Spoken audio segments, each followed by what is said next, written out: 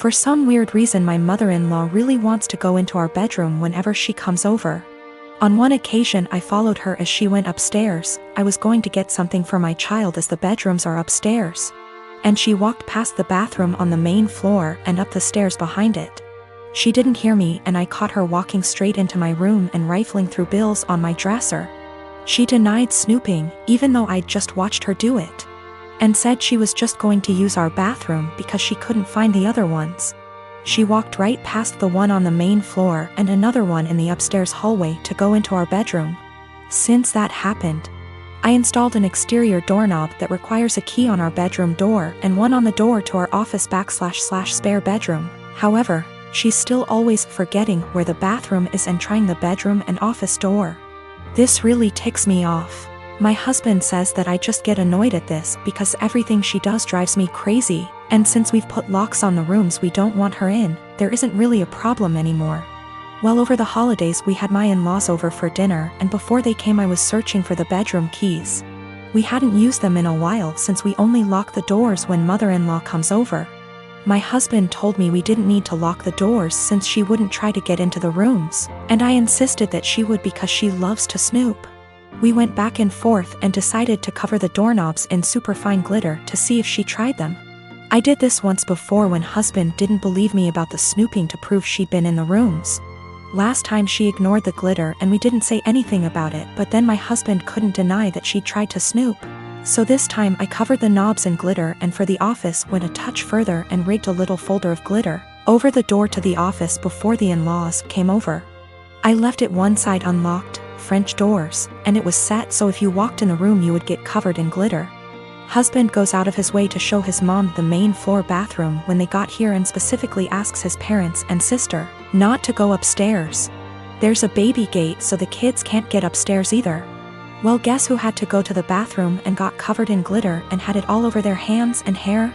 She completely lost it and started screaming at me, so I yelled back and now my husband is saying I went too far. Apparently her car is ruined now too because it's covered in glitter that she can't get cleaned up.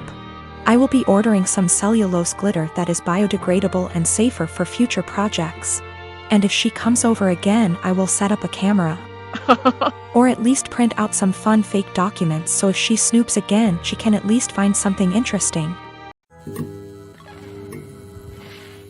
I am a 35 years old female, a musician, playing gigs and at an orchestra as a violinist. Rehearsals just resumed so orchestra is my main source of income ATM. My sister, she's 26, is a social worker, working 3 days a week so minimal income but she adores her job. I live in a small 2-bedroom apartment, both rooms around 9-10 square meters. Using the second room as a practice room / storage for my instruments, 3 violins, 2 guitars, a digital piano, a small drum kit, and other stuff. 4 months ago my sister broke up with her BF and I offered her my spare room, temporarily. I moved most of my stuff to the living room so I could fit a small bed in there. Sis moved in, but she asked me to move more stuff to the living room. I moved pretty much everything sans the piano, to the point where the living room became uninhabitable. Then she started complaining about my violin playing, saying it gave her headaches. I told her I couldn't stop the daily practice without risking my only steady income. The arguments got worse. She told me to play only when she wasn't home, but with her work schedule I couldn't afford that. I tried switching to the electric violin, but even that can be pretty loud so it didn't help. Several times I reminded her this was only a temporary arrangement, but she didn't seem to hear me. 2 weeks ago I arrived home to finding my piano in the bathroom, near water and humidity, because my sis needed the space for her new double bed.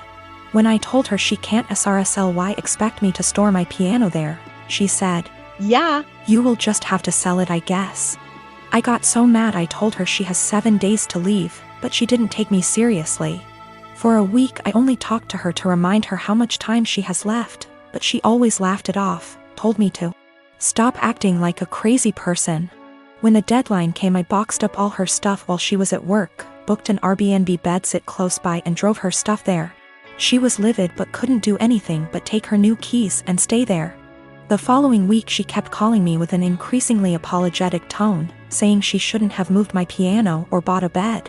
She promised she would put more effort into finding a new place. And by the end of the week I considered most of our issues at least addressed, so I drove to help her move back. But when I was carrying the first box down, she went, "I do hope you will at least stop with the violin this time." I absolutely refused to take more of that *****ing violin. I dropped the box, wished her good luck and left. Now, 2 days later. On one hand it feels like a huge overreaction to leave my own sister literally homeless because of an argument about the violin. I know she cannot afford to stay there, but on the other hand I have no plans to allow her back here. Because I feel she would just continue crossing boundaries and never leave. Yesterday, I wanted to surprise him by cooking one of his favorite meals, and although I was busy, I took time off work to cook. I even went grocery shopping to get what I needed. Later, as I was setting the table, his mom called. I told him he didn't have to answer, but he did. Like usual, she asked what we were having but acted surprised that I cooked this meal. She then went on to tell him she cooked meal and told him to come over. He said okay, which shocked me. I said, "Seriously?" As he started dressing up getting ready to leave. He told me no offense, but this meal, that his mom cooked, was even more of a favorite than the one I cooked.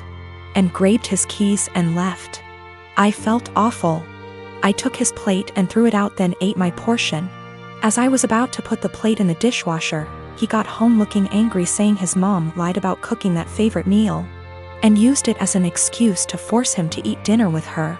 I was shocked, but he sat down telling me to go ahead and reheat dinner. I told him no dinner after he abandoned it. I threw it out. He said, "What?" And I told him he disrespected my time and effort and chose to go eat with his mom instead. He began yelling at me, asking if I really did that, then called me petty and horrible, then went upstairs saying what I did was 100 times worse than what his mom did.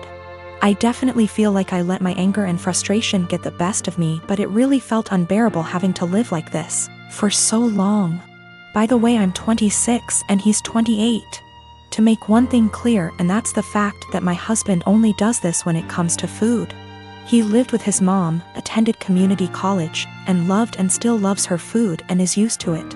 She gave me recipes to make and I try to do that, but he keeps switching homes just to eat what he feels like.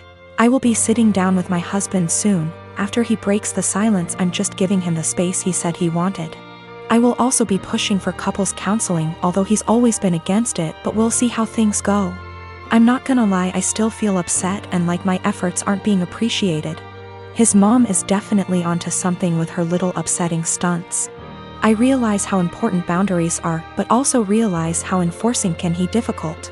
I'm hoping and praying that we will tackle this issue so that our marriage won't suffer. But if he's still somehow unable to do his part, then that's on him, and I'm no longer willing to go through similar stuff and just take it.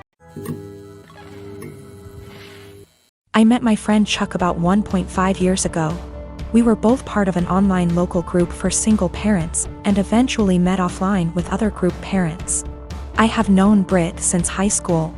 Chuck's wife died of childbirth complications the day their daughter was born, more than 2 years ago. Britt is a few months out of a 9-year relationship. Both of them have expressed wanting to meet other people. And I thought they'd be good for each other because of common interests, and we all have kids of similar ages. 2 days before Christmas, Chuck and Britt went out on their first date. I kept Chuck's daughter at my house so the two could have some more time together without him having to worry about the baby. The plan was for her to spend the night. She's done it before and gets along great with my 3-year-old girl. But Chuck knocked on my door at 11 p.m. to get his daughter. He barely said a word to me and I could tell he had been crying, but he wouldn't tell me what was wrong. The next day, I asked Britt what happened. She said that they had dinner and a couple drinks. Things were going excellent. She said she felt like they had great chemistry and were even getting physical at his house. But he suddenly told her to stop and to leave immediately. She swears that she has no idea what she did wrong and is really hurt by the whole thing. I believe her because she is really sweet and social. I've never seen her do anything to piss anyone off. I tried to talk to Chuck at the same time to get his side of the story and see what went wrong. All he said that he wasn't feeling it and didn't want to discuss it further.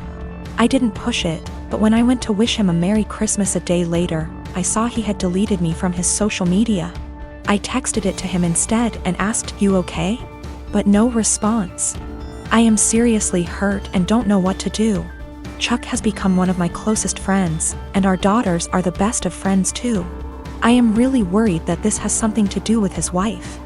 And I want to apologize if he felt like I was pressuring him to date after her death. At the same time, I don't want to overstep boundaries and bother him when he's having a hard time. It's been over a week and I'm worried / upset.